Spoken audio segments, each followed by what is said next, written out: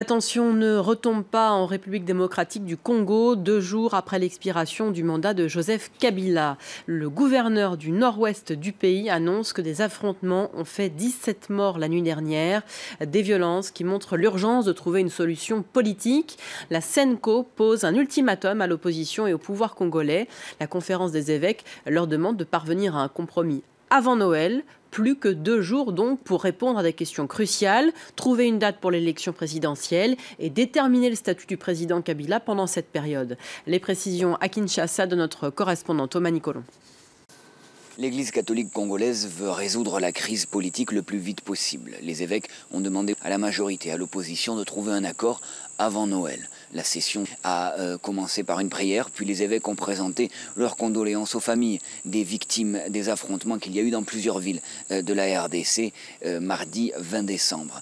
Les évêques ont ensuite demandé à toutes les forces politiques de faire preuve de volonté politique et de concession afin de résoudre la crise. Les évêques présentaient ce message et réouvraient leur dialogue après un voyage au Vatican.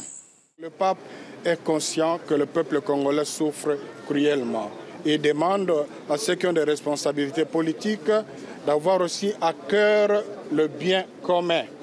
Voilà, fort de ces recommandations, de cette préoccupation du pape, les évêques disent qu'ils ne peuvent plus se contenter à être des simples accompagnateurs là où le peuple souffre. Donc les choses prennent une dynamique nouvelle. La SENCO a adressé un message de condoléances et exige aussi qu'une enquête soit faite. Ce n'est pas normal que les gens continuent à mourir pour rien, j'allais dire. Il est difficile de savoir si ce dialogue pourra aboutir à un accord accepté par tous. Il y a encore certaines divergences. Plusieurs leaders de l'opposition présents à ce dialogue continuent de demander le départ de Joseph Kabila. Et la SENCO a annoncé que si un accord n'était pas trouvé avant le 25 décembre, elle allait en tirer des conséquences. Le porte-parole du gouvernement, lui, me confiait qu'il était convaincu qu'avec de la volonté de part et d'autre, un accord allait être trouvé avant Noël.